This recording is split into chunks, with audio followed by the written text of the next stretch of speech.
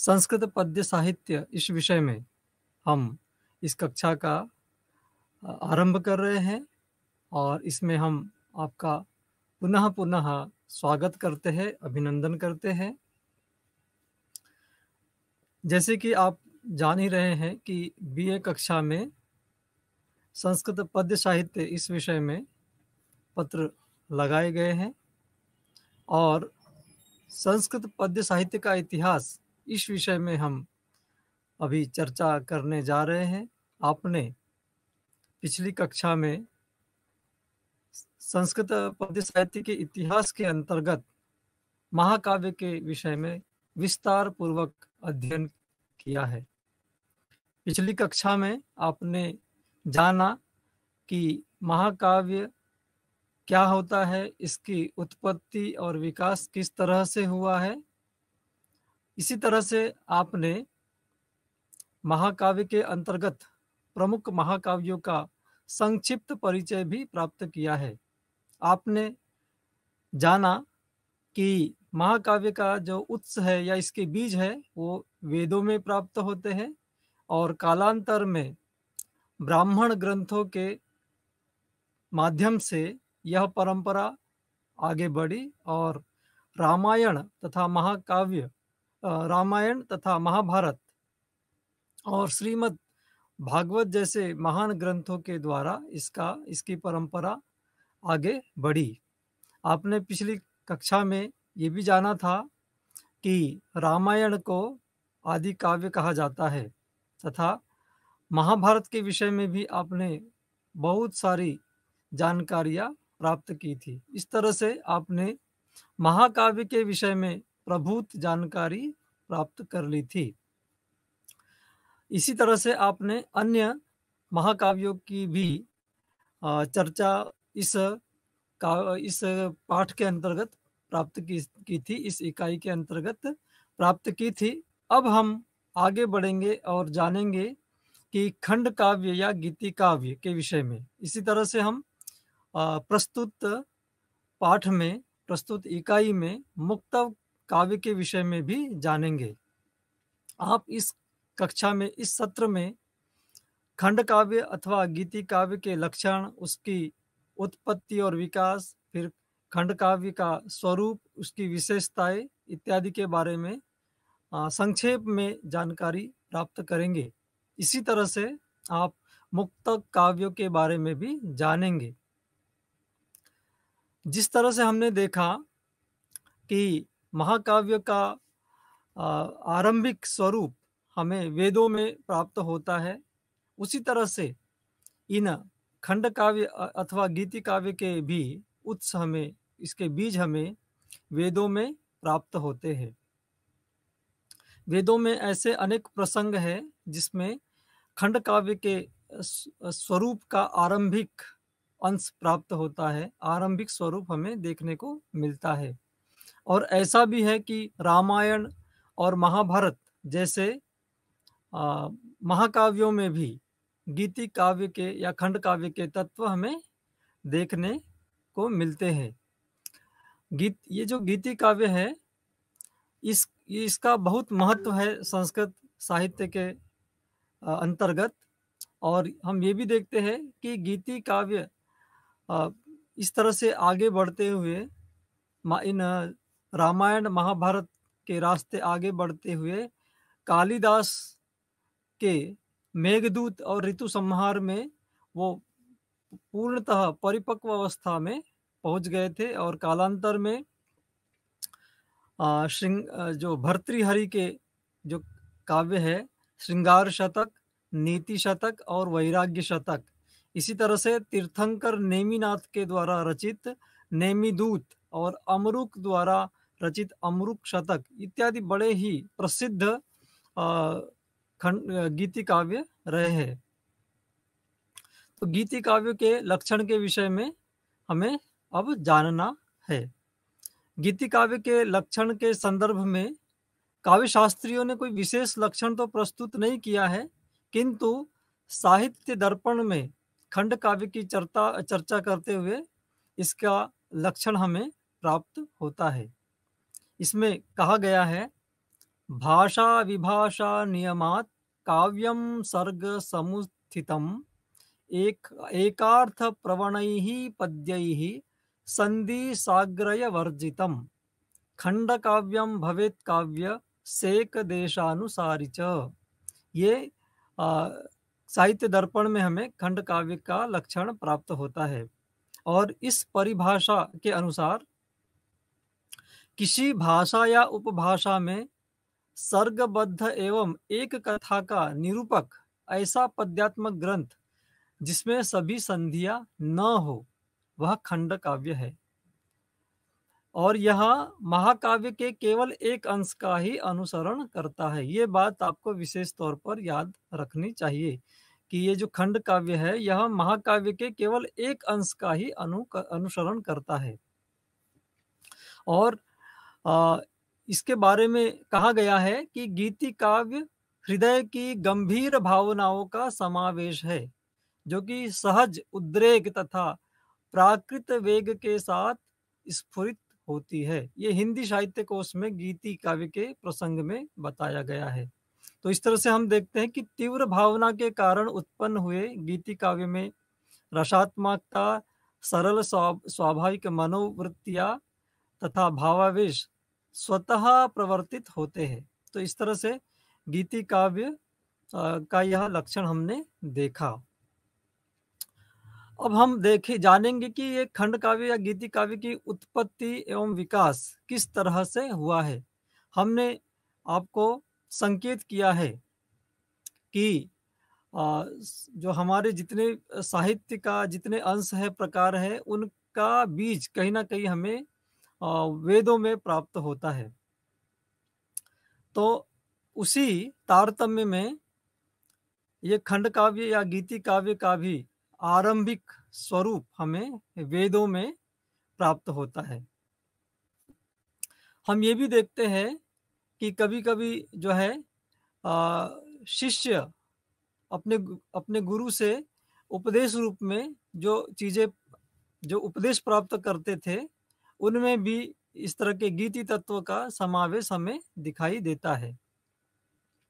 आप ये जानते हैं कि रामायण एक सुंदर प्रबंध काव्य है या महाकाव्य है। फिर भी इस महाकाव्य के अंतर्गत ऐसे अनेक स्थल है, ऐसे अनेक प्रसंग है जिनमें गीति काव्य के तत्वों का प्रयोग किया गया है।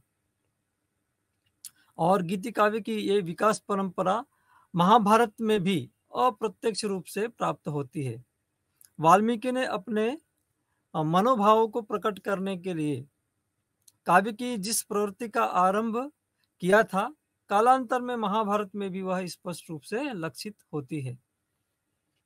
महाभारत में हम ऐसे देखते हैं कि अनेक ऐसे अवसर हैं जिसमें कि ये खंड काव्य के तत्व हमें दिखाई देते हैं। जैसे कि महाभारत के अंतर्गत ही नल उपाख्यान में द्रुपद की मनोदशा तथा पांडवों के वन गमन काल में करुण क्रंदन, ये ऐसे स्थान है, ऐसे प्रसंग है जिसमें गीति काव्य के तत्व स्पष्ट रूप से हमें दिखाई देते हैं। हमें यह भी समझना होगा कि जिस तरह से महाकाव्य में गांधीर्य, प्रशस्तता तथा उदात्तता गुण अपेक्षित होता है, लेकिन इसके ठीक विपरीत गीति काव्य में माधुर्य, मृदुता तथा आंतरिक वेग आदि गुण मुख्य होते हैं।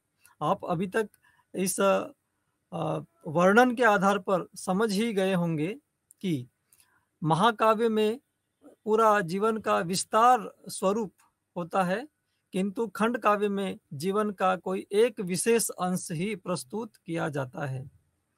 कालिदास के नाम से अनेक रचनाएं प्राप्त होती है, परंतु उसमें दो गीति काव्य के नाम भी सुप्रतिष्ठित है, जिसमें कि मेघदूत तथा ऋतु संहार।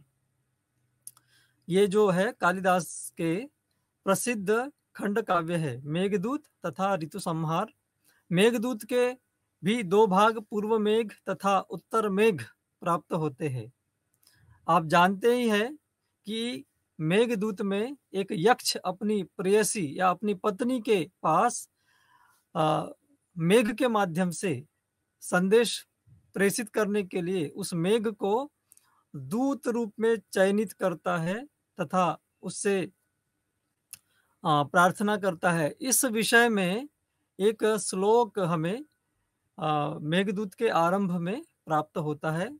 हम आपको वो सुनाना चाहते हैं। धूमज्योतिः सलिलमरुतां सन्निपातः क्व मेघः संदेशार्था क्व पटुकर्णैः प्राणिभिः प्रापणीया इत्योत्सुक्यादपरिगणयन् गुह्यकस्तं ययाचे कामार्ता हि प्रकृतिकृपणाश्चेतना चेतनेषु। तो इस तरह से हम देखते हैं कि पूर्व मेघ में मेघदूत के अंतर्गत प्रकृति के बड़े ही सुंदर चित्रण प्रस्तुत किए गए हैं। और हम ये भी जानते हैं कि कालिदास का प्रकृति चेतनत्व में विश्वास था। वे प्रकृति की चेतना में विश्वास करते थे। प्रकृति के प्रत्येक अंश में चेतनत्व है, ये उनका प्रगाढ़ विश्वास था। उन्होंने मेघदूत में हर जगह इसको प्रस्तुत भी किया है। इसी तरह से ऋतु संहार की भी गणना खंड काव्य के रूप में की गई है।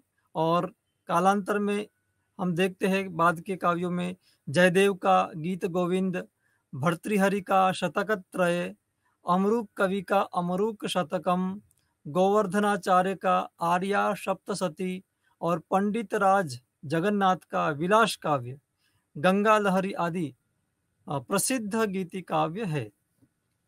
हम थोड़ा विस्तार से ये भी जानेंगे कि खंड काव्य का स्वरूप क्या है। जैसे कि हमने पूर्व में लक्षण बताया, उसमें खंड काव्यम भवेत काव्य सेक देशानुसारी च, ये जो बात कही गई है, यानी काव्य के एक देश का अनुसरण जो करे, इस प्रकार का काव्य खंड काव्य कहलाता है।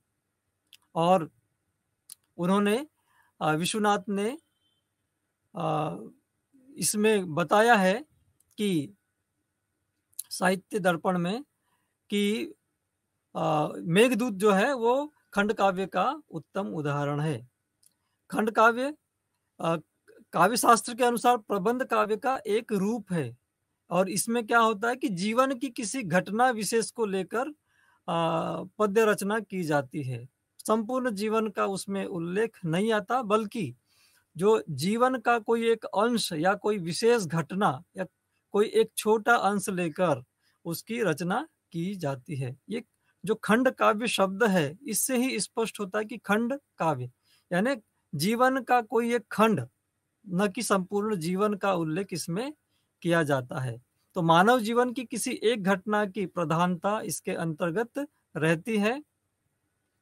और कवि जीवन की जिस किसी भी सर्वोत्कृष्ट घटना से प्रभावित होता है, और उसी घटना विशेष को वह अपने काव्य में उद्घाटित करता है।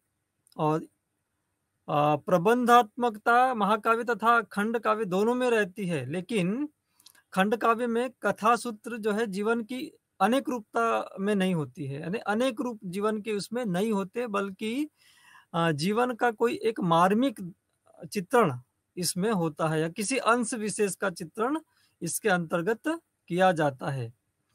और गीति काव्य में आप जानते हैं कि इसके प्रमुख तत्व है कि गीति काव्य में आत्मनिष्ठता या अंतर्वृत्त की प्रधानता होती है।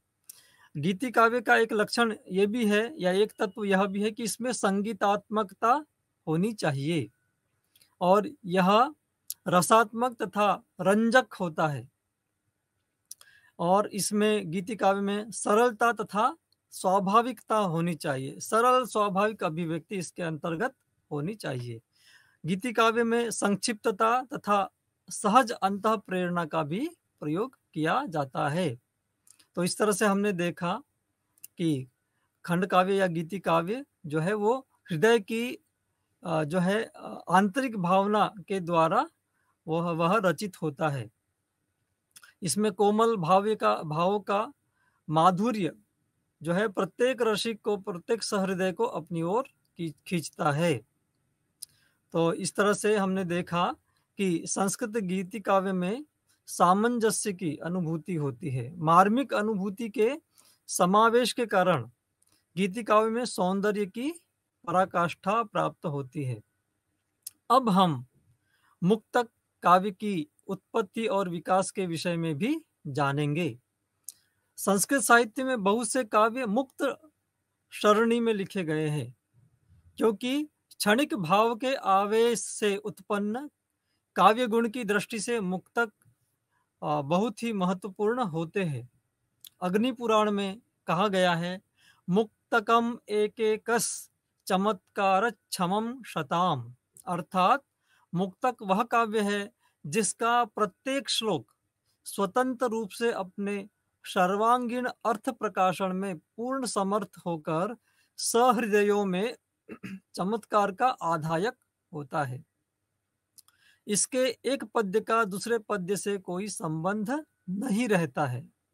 और शब्द कल्पद्रुम में भी इसके विषय में बताया गया है, विना कृतम विरहितम व्यवच्छिन्नम व्यशेषितम भिन्नम स्यादत निर्व्यूहे मुक्तकम यो वाति शोभनम, अर्थात जो पद्य अर्थ के पर्यवसान में तथा रस की चर्वणा में दूसरे पर बिना अपेक्षित स्वतः पूर्ण हो, उसे मुक्तक काव्य कहते हैं। मुक्तक में रस चमत्कार और समस्त विशेषताओं का समाहार होता है। आप इनकी प्रमुख विशेषताओं के बारे में भी जानिए। मुक्तक काव्य में चमत्कार तथा गुंपन वैशिष्ट्य आवश्यक है। मुक्तक काव्य में ध्वनिगत विशेषता तथा परस्पर निरपेक्षता आवश्यक होती है। मुक्तक काव्य में रमणीयता एवं रस चर्वणा आवश्यक है। मुक्तक काव्य में रस की अनुभूति के द्वारा हृदय मुक्तता आवश्यक होती है।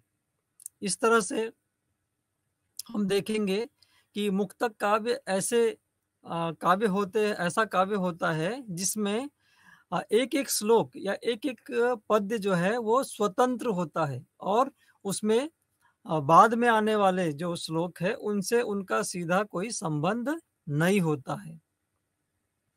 जिस तरह से हमने देखा कि महाकाव्य में और खंड काव्य में श्लोक परस्पर किसी कथा को प्रकट करते हैं और उनमें संबद्धता होती है, किंतु मुक्तक रचनाओं में ऐसा नहीं होता है। मुक्तक रचनाएं प्रायः स्वतंत्र होती है और मुक्तक काव्य में रचयिता नीति, धर्म तथा व्यवहार संबंधी ऐसी रचनाओं को आबद्ध करते हैं, निबद्ध करते हैं, जिनको अकेले भी सभाओं में सुनकर आनंद लिया जा सकता है।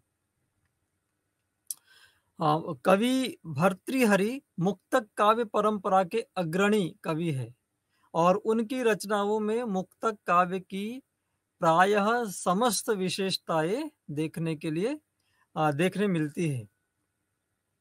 मुक्तक काव्य का इतिहास बहुत ही पुराना है, जिसे कवियों के मुख से सुनने के लिए ही विद्वानों की गोष्ठियों का आयोजन होता था। इसीलिए इसको कहा गया है विदग्ध गोष्ठीषु विहर्तु मीशते।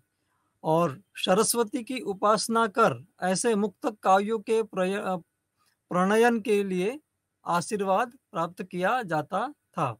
और इसमें एक बात ये भी है कि सरस्वती को सुक्ति धेनु भी कहा गया। इस विषय में काव्य मीमांसा का एक श्लोक यहाँ हम उद्धृत करना चाहते हैं, राजशेखर का। या दुग्धापि न दुग्धेव कवि दोग्ध्रिभिरन्वहं हृदि नः सन्निधत्तां सा शुक्ति धेनु सरस्वती। तो इस तरह से सरस्वती को सुक्ति धेनु कहा गया है।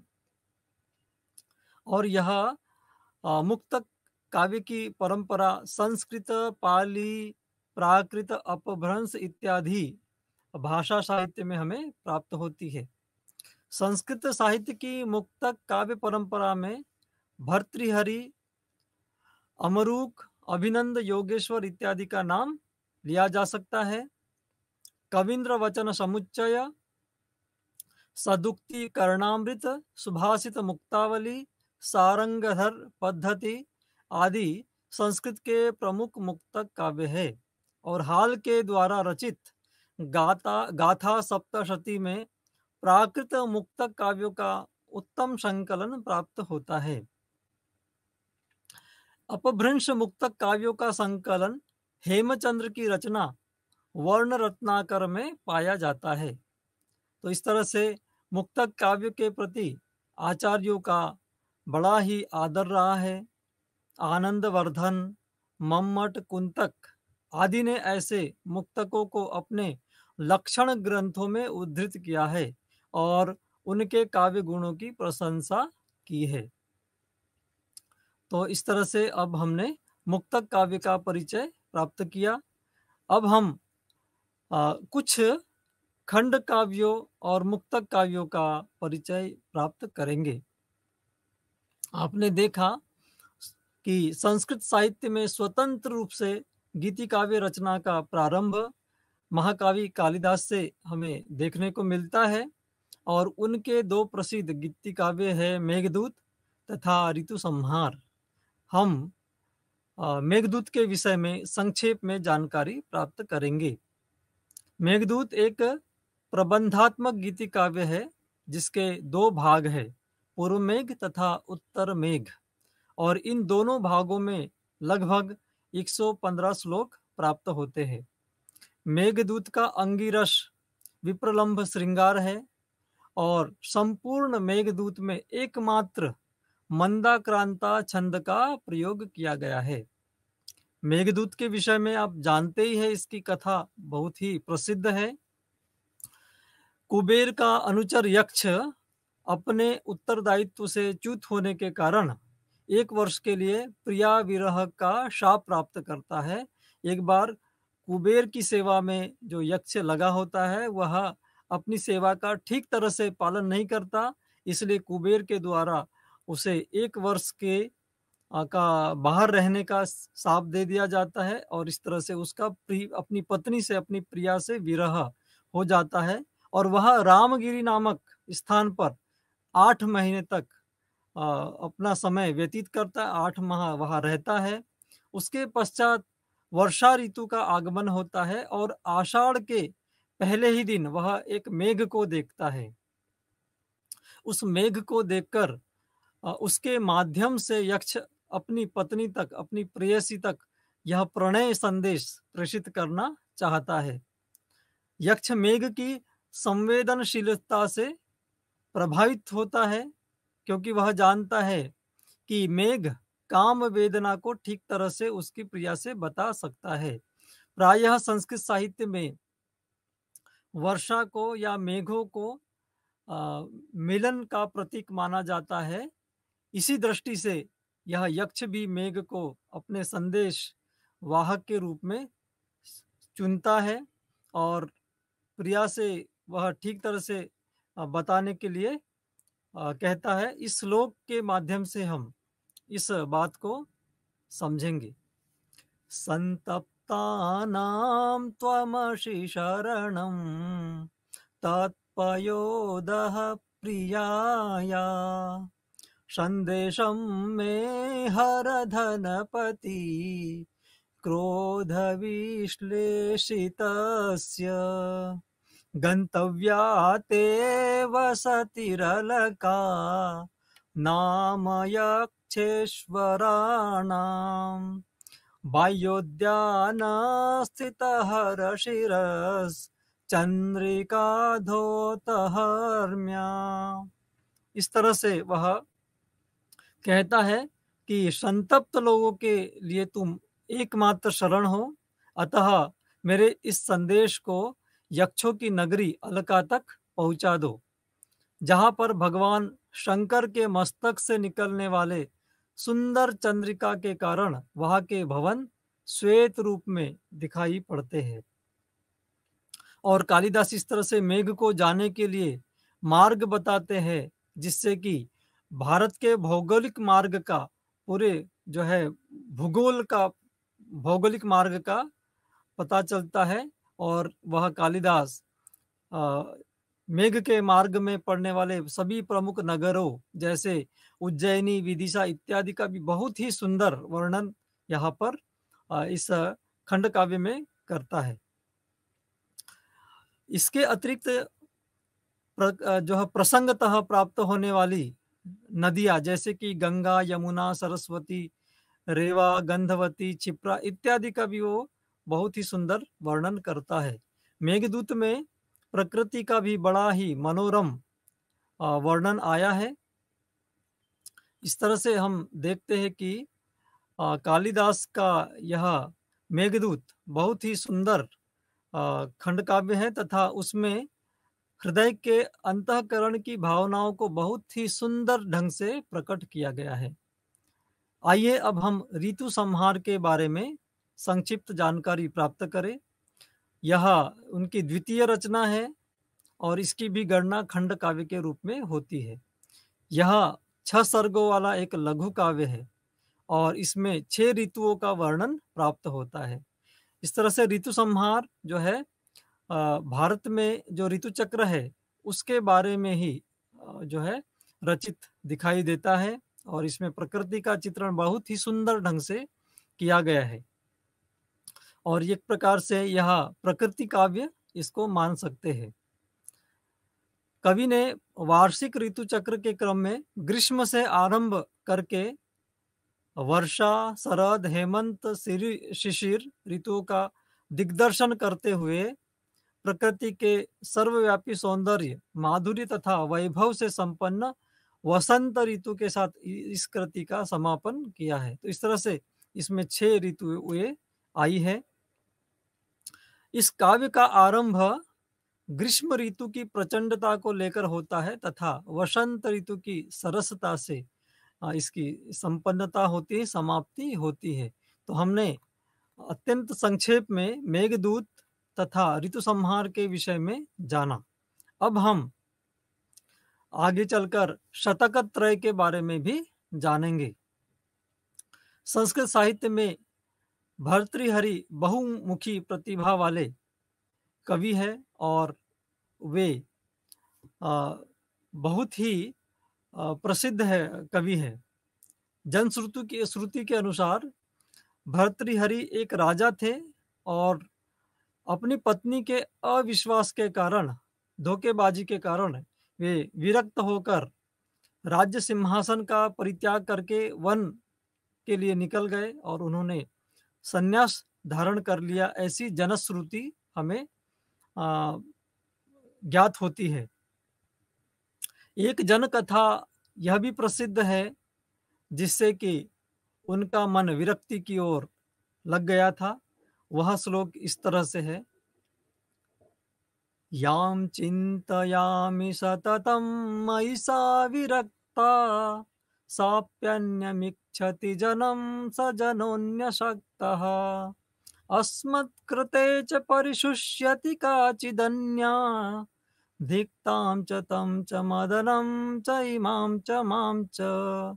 तो नीतिश शतक में भर्तृहरि ने इस श्लोक का उल्लेख किया है। याम चिंतयामि सततम, जिसको मैं सतत जिसके बारे में सोचता रहता हूँ, विचार करता हूँ, मयि सा विरक्ता, वह मेरे प्रति विरक्तता का भाव रखती है, मेरे प्रति उसका प्रेम दिखाई नहीं देता।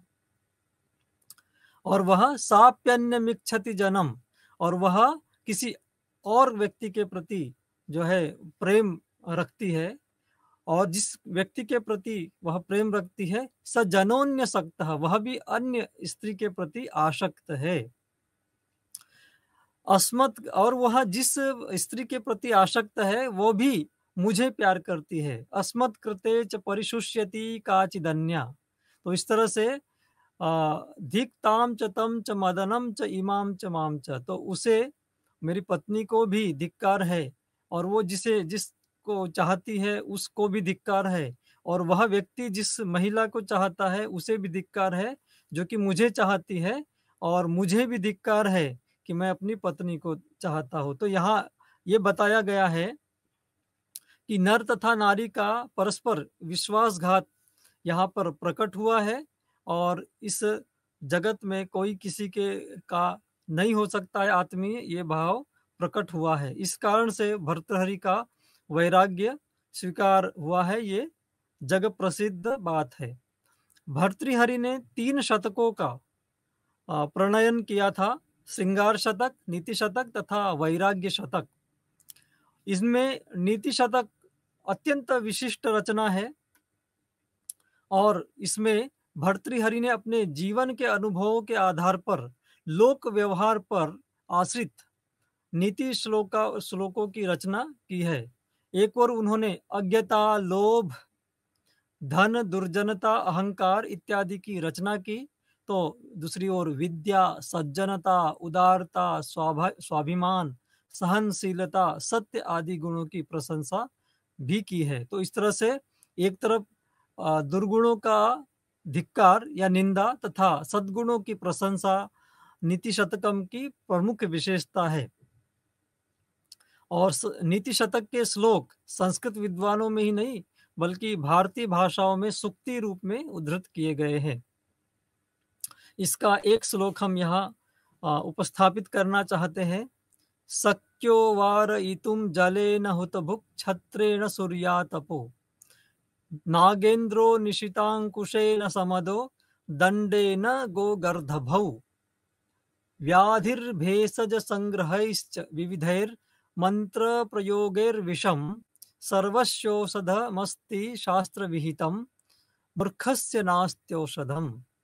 यानी जल के द्वारा अग्नि को शांत कर सकते हैं, धूप में छाते के द्वारा छाया प्राप्त की जा सकती है, भाले के द्वारा किसी मत वाले हाथी को वश में किया जा सकता है, शांत किया जा सकता है, और दंड के द्वारा गाय, गधे इत्यादि को हटा सकते हैं। इस प्रकार से सभी प्रकार की बीमारियों का कोई ना कोई इलाज है, किंतु मूर्ख की मूर्खता को हटाने के लिए शास्त्रों में भी किसी प्रकार की औषधि नहीं है। इस तरह से बहुत ही सुंदर सुंदर श्लोकों की रचना भर्तृहरि अपने नीति शतक में करते हैं। और हम देखते हैं श्रृंगार शतक के बारे में। श्रृंगार शतक में कवियों ने रमणियों के सौंदर्य तथा पुरुषों को आकृष्ट करने वाले श्रृंगारमय हाव भावों का चित्रण किया है। इस शतक काव्य में कवि ने स्त्रियों के हाव भाव, प्रकार, उनका आकर्षण तथा उनके शारीरिक सौष्ठव के बारे में विस्तार से चर्चा की है। तो श्रृंगार जैसे कि नाम में ही दिखाई देता है कि इसमें श्रृंगारिक या कामुक वर्णन बहुत ज्यादा संख्या में हमें प्राप्त होते हैं। इसके बाद हम देखते हैं वैराग्य शतक। वैराग्य शतक में भर्तृहरि ने संसार की असारता और वैराग्य के महत्व का प्रतिपादन किया है। इस शतक में काव्य प्रतिभा और दार्शनिकता का बहुत ही सुंदर मेल हुआ है। कवि ने सांसारिक आकर्षणों और भोगों के प्रति उदासीनता के भाव का चित्रण इसमें किया है। एक श्लोक हम देखते हैं। भोगान भुक्ता वयमेव भुक्ताः तपो न तप्तं वयमेव तप्ताः कालो न यातो वयमेव याता तृष्णा न जीर्णा वयमेव जीर्णाः। अर्थात भोगों को हमने नहीं भोगा बल्कि भोगों ने ही हमें भोग लिया। तपस्या हमने नहीं की बल्कि हम खुद ही तप गए। समय कहीं नहीं गया बल्कि हम स्वयं ही चले गए। इस सभी के बाद भी मेरी कुछ पाने की तृष्णा नहीं गई, यानी पूरी नहीं हुई। हम पूरी तरह से नष्ट हो गए, फिर भी कुछ ना कुछ तृष्णा हमारे मन में रह ही गई। ऐसे वैराग्यमय भाव वैराग्य शतक में प्रकट किए गए हैं। अब हम गीत गोविंद के बारे में संक्षेप में जानेंगे। गीत गोविंद जयदेव कवि की रचना है और गीत गोविंद में श्री कृष्ण की गोपियों के साथ रासलीला, राधा विषाद, कृष्ण के लिए उसकी व्याकुलता, उपालंभ वचन, कृष्ण की राधा के लिए उत्कंठा, राधा की सखी द्वारा राधा के विरह संताप का वर्णन प्राप्त होता है। श्री गीत गोविंद काव्य में 12 सर्ग है, जिनका 24 प्रबंधों में विभाजन हुआ है, और इन प्रबंधों का उपविभाजन पदों अथवा गीतों में हुआ है। प्रत्येक पद अथवा गीत में 8 पद्य हैं। गीतों के वक्त कृष्ण राधा अथवा राधा की सखी ये इनके वक्ता होते हैं। अत्यंत नैराश्य और निरवधि वियोग को छोड़कर भारतीय प्रेम के सभी रूप, अभिलाषा, ईर्ष्या, प्रत्याशा, निराशा, कोप, मान, पुनर्मिलन तथा हर्षोल्लास आदि का बड़ी तन्मयता और कुशलता के साथ वर्णन इसमें किया गया है। प्रेम के सभी रूपों का वर्णन इसमें बड़ा ही रोचक, सरस और सजीव हुआ है, और यह इतना सुंदर प्रतीत होता है मानो कवि शास्त्र अथवा चिंतन को भावना का रूप अथवा अमूर्त को मूर्त रूप देकर इसे कविता में परिणत कर रहा हो। तो मानवीय सौंदर्य में प्रकृति को स्थान देकर गीत गोविंद में वसंत, चंद्र ज्योत्सना, सुरभि समीर तथा यमुना इत्यादि के बहुत ही सुंदर वर्णन हमें देखने को मिलते हैं। आइए अब हम अमरूक शतक के बारे में संक्षेप में जानें। अमरूक शतक संस्कृत का एक गीति काव्य है, और इसमें इसके रचयिता अमरूक कवि है। इसका रचना काल 9वीं शताब्दी माना जाता है, और इसमें 100 श्लोक है जो बड़े ही श्रृंगारपूर्ण एवं मनोरम है। अमरूक के पद्य श्रृंगार से पूर्ण और प्रेम के जीते जागते चटकीले चित्र खींचने में समर्थ है। इसमें प्रेमी और प्रेमिकाओं की विभिन्न अवस्थाओं में विद्यमान श्रृंगारी मनोवृत्तियों का अत्यंत सूक्ष्म और मनोवैज्ञानिक विश्लेषण सरस श्लोकों के द्वारा प्रस्तुत किया गया है। तो अमरूक शतक भी संस्कृत गीति काव्य परंपरा में एक विशिष्ट काव्य है। इस तरह से आपने इन खंड काव्यों के बारे में, गीति काव्यों के बारे में तथा मुक्तक काव्यों के बारे में संक्षिप्त जानकारी प्राप्त की तथा उनके प्रसिद्ध रचनाओं के विषय में भी जाना। अब हम प्रमुख महाकवियों का वर्णन करेंगे। इसमें आप कालिदास, अश्वघोष, भारवी, माघ, श्रीहर्ष और अन्य कवियों के जीवन के बारे में संक्षेप में जानकारी प्राप्त करेंगे। महाकवि कालिदास संस्कृत साहित्य के श्रेष्ठ कवि एवं नाटककार हैं। उनके जीवन वृत्त के बारे में कोई प्रामाणिक सामग्री हमें प्राप्त नहीं होती है। कहीं कहीं कुछ बाह्य स्रोतों से अथवा आंतरिक स्रोतों से कुछ जानकारियां हमें मिलती है। कुछ किंवदंतियां भी है जिनके द्वारा हम कालिदास के जीवन को समझ सकते हैं, जान सकते हैं। ऐसा माना जाता है कि कालिदास विक्रमादित्य की सभा में नवरत्नों में रहे, और इनका जो है, इनकी ज्ञान प्राप्ति इनकी पत्नी, विदुषी पत्नी विद्योत्तमा के विवाह के पश्चात वे कुछ ज्ञान प्राप्त करते हैं। इनके बारे में प्रसिद्ध है कि ये अत्यंत मूर्ख थे, किंतु बाद में पत्नी के द्वारा उसे डांटने पर वे आराधना में लग जाते हैं शक्ति की, और वहां से फिर वे ज्ञान प्राप्त करके अत्यंत विद्वान बनते हैं। और भोजराज की राजसभा में भी इनका मुख्य स्थान था, ऐसी भी प्रसिद्धि है। कालिदास के ग्रंथों के अध्ययन से यह ज्ञात होता है कि वे ब्राह्मण परिवार में जन्मे थे तथा शिव भक्त थे। शिव भक्ति के साथ साथ अन्य देवों के प्रति भी उनका आदर हमें दिखाई देता है। और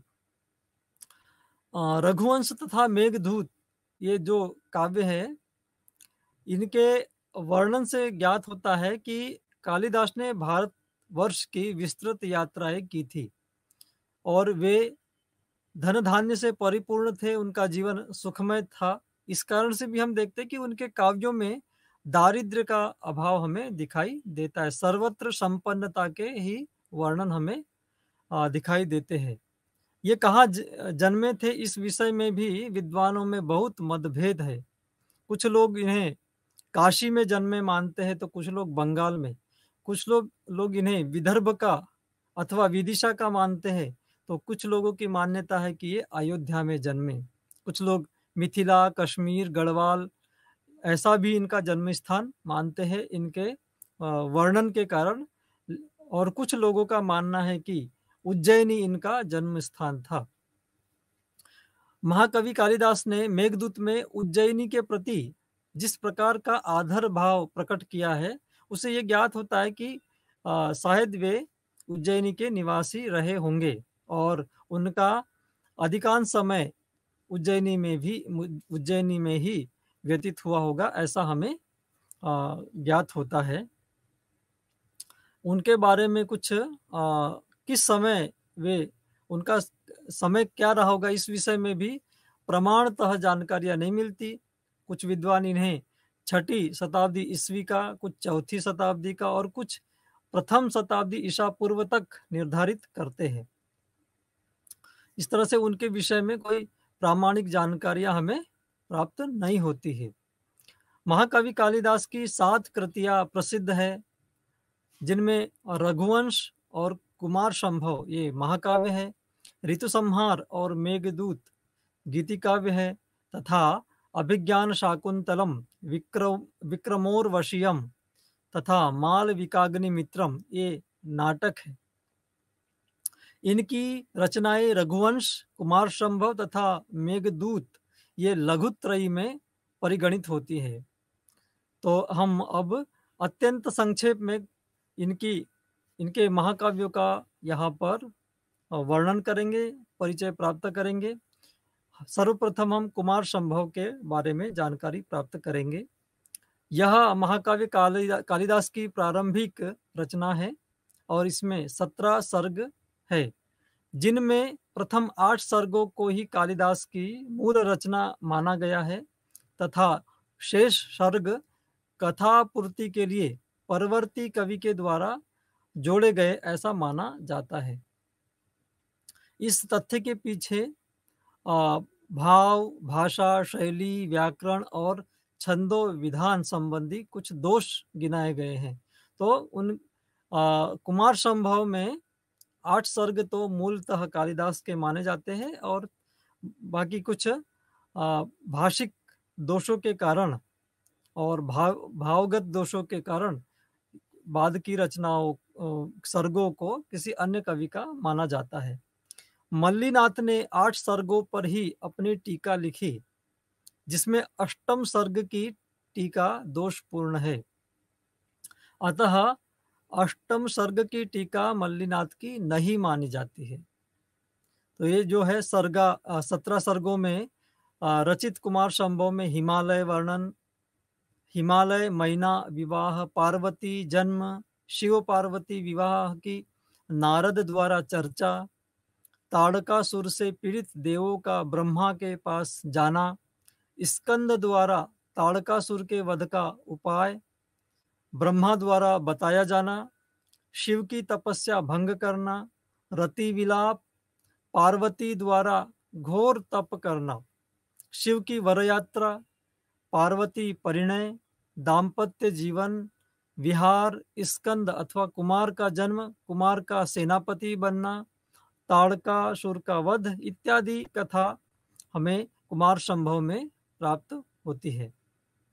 आइए अब हम रघुवंश के बारे में संक्षेप में जानें। ये कालिदास की रघुवंश जो है 19 सर्गों की रचना है और इसमें सूर्यवंशी 31 राजाओं के जीवन का वर्णन किया गया है। इस महाकाव्य में कालिदास ने रघुवंशी राजाओं के गुणों, राजा दिलीप का सपत्नीक वशिष्ठ आश्रम में जाना, नंदिनी की सेवा, संतान लाभ के लिए वर प्राप्ति, रघु जन्म, अज इंदुमती विवाह, अज विलाप, दशरथ का मृगया वर्णन, शाप प्राप्ति, फिर पुत्रेष्टि यज्ञ, रामादि चारों पुत्रों का जन्म, सीता स्वयंवर, रामादि का विवाह, राम वनवास, सीता हरण, रावण वध, राम का राज्याभिषेक, सीता परित्याग, कुश लव का जन्म, कुश का राज्याभिषेक एवं विवाह, कुश का स्वर्गवास, कुश के पुत्र अतिथि का राज्याभिषेक, अतिथि तथा उसके वंशज 21 अन्य राजाओं का वर्णन, अग्निवर्ण की कामुकता, उसकी मृत्यु आदि का वर्णन इसमें किया गया है। तो यह जो है इसमें दिलीप, रघु, अज, दशरथ और राम के जीवन का विशद वर्णन प्राप्त होता है और अन्य जो राजा है इस वंश के उनका संक्षिप्त वर्णन कवि ने रघुवंश के अंतर्गत किया है। अब हम अश्वघोष कवि के बारे में जानेंगे। अश्वघोष महान धम्म प्रचारक कवि थे। ये उच्च कोटि के दार्शनिक तथा महान विद्वान थे। भगवान बुद्ध की शिक्षाओं से प्रेरित होकर वे ऐसा माना जाता है कि बौद्ध हो गए और इनकी रचनाओं से ज्ञात होता है कि वे साकेत, वर्तमान में जिसे अयोध्या कहा गया है, वहां के निवासी थे तथा इनकी माता का नाम सुवर्णाक्षी था। ये बौद्ध भिक्षु तथा आचार्य थे जिन्हें भदंत महाकवि तथा महावादी भी कहा जाता है। यद्यपि जन्म से वे ब्राह्मण थे, किंतु बाद में बौद्ध धर्म में दीक्षित होकर उन्होंने सुदूर प्रदेशों की यात्रा की तथा बौद्ध धर्म का प्रचार प्रसार किया। जैसे कि अश्वघोष इस नाम से ही जान सकते हैं कि उनकी रचनाओं को सुनकर अश्व भी, घोड़े भी घोष करने लगते थे, हिनहिनाने लगते थे। इतनी सुंदर काव्य रचना उनकी होती थी और वे लोक में घूम घूम कर धर्म का, धम्म का, भगवान बुद्ध की शिक्षाओं का प्रचार प्रसार करते थे। तो ऐसे महान अश्वघोष कवि कुषाण शासक कनिष्क के समकालीन थे तथा चीनी परंपरा में अश्वघोष को कनिष्क का आध्यात्मिक उपदेशक तथा चरक को उनका राजवैद्य कहा गया है। बुद्धचरित तथा सौंदर्य नंद में अश्वघोष ने शुद्धोदन के व्यक्तित्व तथा शासन व्यवस्था के वर्णन में कहीं ना कहीं कनिष्क के जीवन की तथा उनके व्यक्तित्व की, उनके शासन व्यवस्था की झांकी प्रस्तुत की। और सारिपुत्र प्रकरण की पांडुलिपि से भी ज्ञात होता है कि अश्वघोष कनिष्क के समकालीन थे। इस तरह से हम मान सकते हैं कि भारतीय विद्वान कनिष्क का जो समय है प्रथम शताब्दी, उसके ही ये समकालीन माने गए हैं। तो इनका समय भी प्रथम शताब्दी ईसा पूर्व माना जाना चाहिए। और अश्वघोष की काव्य कला का प्रभाव हमें कालिदास पर दिखाई देता है। ये और कालांतर में अश्वघोष की रचनाओं का अन्य अनेक कवियों पर प्रभाव पड़ा। अश्वघोष के नाम से अनेक रचनाएं प्राप्त होती है, जिसमें बुद्धचरित, सौंदर्य नंद, सारिपुत्र प्रकरण, सूत्रालंकार, राष्ट्रपाल, वज्रसूची आदि प्रसिद्ध है। और ये जो बुद्धचरितम है इसमें 28 सर्ग मिलते हैं, जिसमें भगवान बुद्ध के जीवन की प्रमुख घटनाएं प्राप्त होती हैं। आइए अब हम भारवी के विषय में संक्षेप में जानें। महाकाव्य भारवी का जीवन भी अन्य कालिदास इत्यादि कवियों के समान अप्राप्त है। उनके बारे में भी हमें अधिक जानकारी प्राप्त नहीं होती। फिर भी अवंती सुंदरी कथा के अनुसार भारवी दंडी के प्रपितामह थे तथा उनका वास्तविक नाम दामोदर था। भारवी के पिता का नाम नारायण स्वामी था, ऐसा प्राप्त होता है। तो इस तरह से कुछ लोग उन्हें दाक्षिणात्य भी मानते हैं। और इनका समय जो स्रोत हमें प्राप्त होते हैं उससे 560 ईस्वी से 630 ईस्वी के मध्य रहा होगा, ऐसा माना जाता है। भारवी की एकमात्र कृति उपलब्ध होती है जिसका नाम है किरातार्जुनीयम, और यह इतनी प्रसिद्ध है कि इसको बृहत्त्रयी में परिगणित किया गया है। इस महाकाव्य में महाभारत के वन पर्व से प्रसंग लेकर, कथा लेकर 18 सर्गों में भारवी ने दुर्योधन की प्रजापालन नीति, युधिष्ठिर और भीम का संवाद, शरद वर्णन, हिमालय वर्णन, अर्जुन की तपस्या, सायंकाल, चंद्रोदय, सुरत वर्णन, वर्षा, इंद्र अर्जुन संवाद, किरात वेशधारी शिव का आगमन, चित्र युद्ध, बाहु युद्ध, अर्जुन को पाशुपत अस्त्र की प्राप्ति इत्यादि का बहुत ही सुंदर वर्णन इसमें प्राप्त होता है।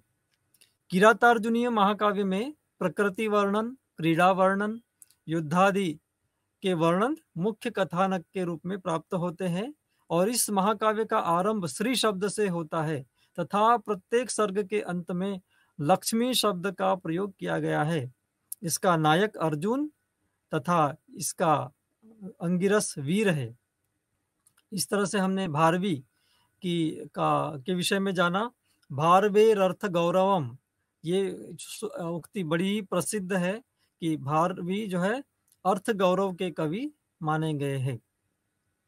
आइए अब हम माघ के जीवन वृत्त के बारे में अत्यंत संक्षेप में जाने। शिशुपाल वध महाकाव्य के प्रणेता महाकवि माघ संस्कृत साहित्य के उद्भट विद्वान महाकवि थे। इनके जीवन वृत्त से संबंधित जो जानकारियां प्राप्त होती है उनके आधार पर कह सकते हैं कि वे श्रीभिन्नमाल या श्रीमाल के निवासी थे। इनके पितामह का नाम सुप्रभदेव तथा पिता का नाम दत्तक था। ये ब्राह्मण कुल में जन्मे तथा व्याकरण, दर्शन, ज्योतिष, आयुर्वेद, राजनीति, पुराण, इतिहास इत्यादि के ये विद्वान थे। जानकारी इनको सघन जानकारी थे। इनके पितामह सुप्रभदेव राजा वर्मलाथ के उत्तराधिकारी थे, जिनका वसंतगढ़ शिलालेख प्राप्त होता है और इस आधार पर ही माघ का काल 675 ईस्वी के अनंतर माना गया है।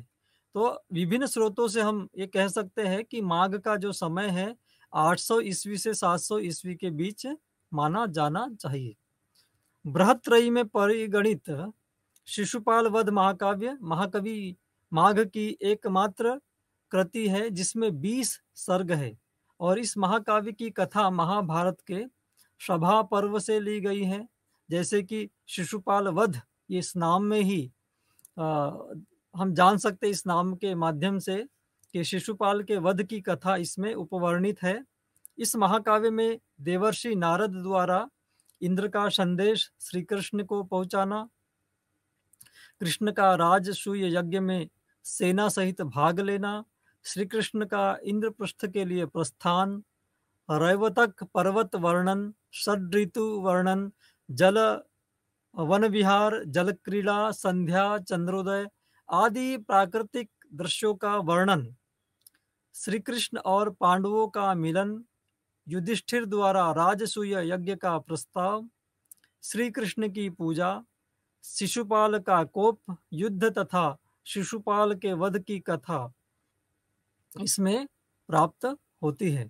तो इस तरह से हम देखते हैं कि शिशुपाल वध में ऐसे अनेक प्रसंग बहुत ही सुंदर ढंग से रखे गए हैं। माघ जो है वो अनेक विषयों में पारंगत विद्वान थे, तो उनके अंदर कई भाव गांधीर्य है और उनकी रचनाओं में कई शास्त्रीय उपमाओं के कारण काव्य में दुरूहता का भी अनुभव होता है। शिशुपाल का अंगिरस वीर है तथा श्रृंगार रस अंगी रस के तुल्य हो गया है। उन्होंने मुख्यतः श्रृंगार के संभोग पक्ष का वर्णन किया है और उनके काव्य में भाव गांधीर्य का दिखाई देता है जो कि और अनुष्टुप छंद का प्रयोग मिलता है। अब हम श्रीहर्ष के जीवन के बारे में अत्यंत संक्षेप में जानेंगे।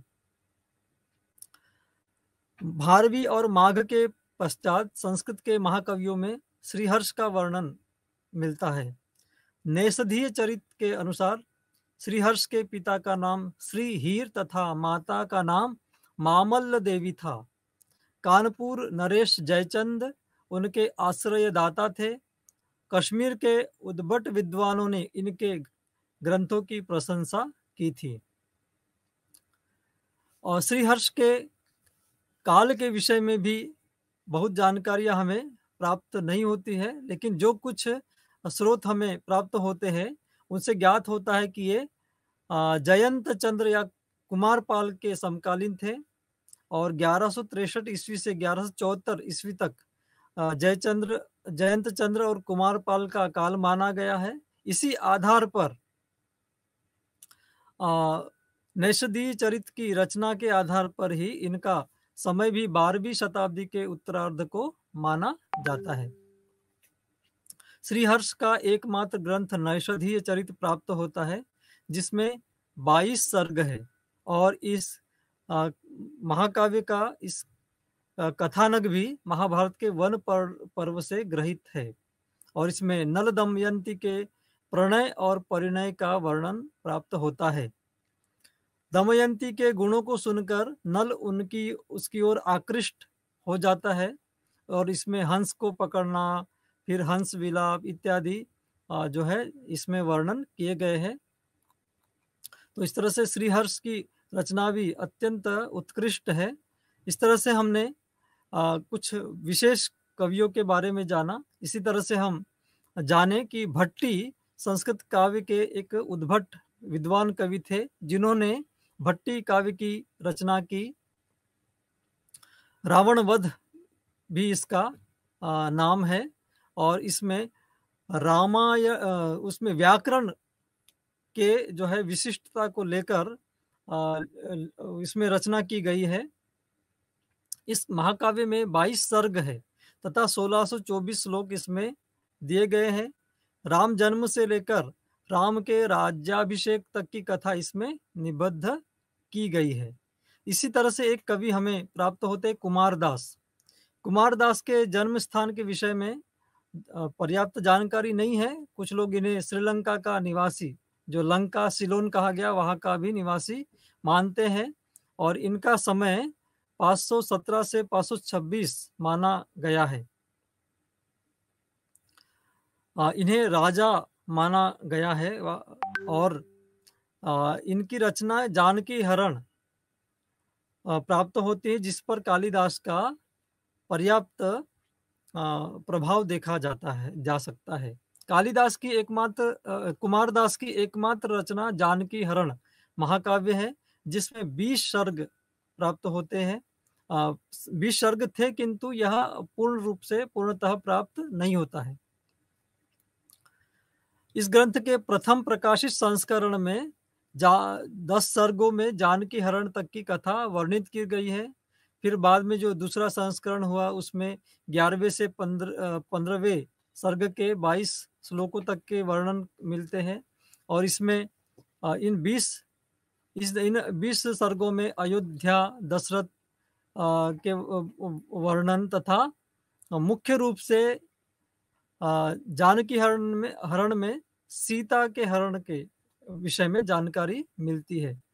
इसके पश्चात रत्नाकर भी एक प्रसिद्ध कवि हुए हैं, उनकी जन्मभूमि कश्मीर थी। इनके पिता का नाम अमृत भानु प्राप्त होता है और इन्होंने हर विजय नाम की रचना की थी। इस तरह से हमने आज इन प्रमुख कवियों के बारे में संक्षिप्त जानकारी प्राप्त की है। आने वाले पाठों में हम अन्य प्रमुख कवियों का भी परिचय प्राप्त करेंगे, जिनके बारे में आज हमने संक्षेप में जाना, जिनमें जयदेव, भर्तृहरि, अमरुक तथा अन्य कवियों के बारे में तथा उनकी रचनाओं के बारे में संक्षिप्त जानकारी हम प्राप्त करेंगे। आप सभी को हम इस पाठ के अंत में शुभकामनाएं प्रेषित करते हैं। नमस्कार।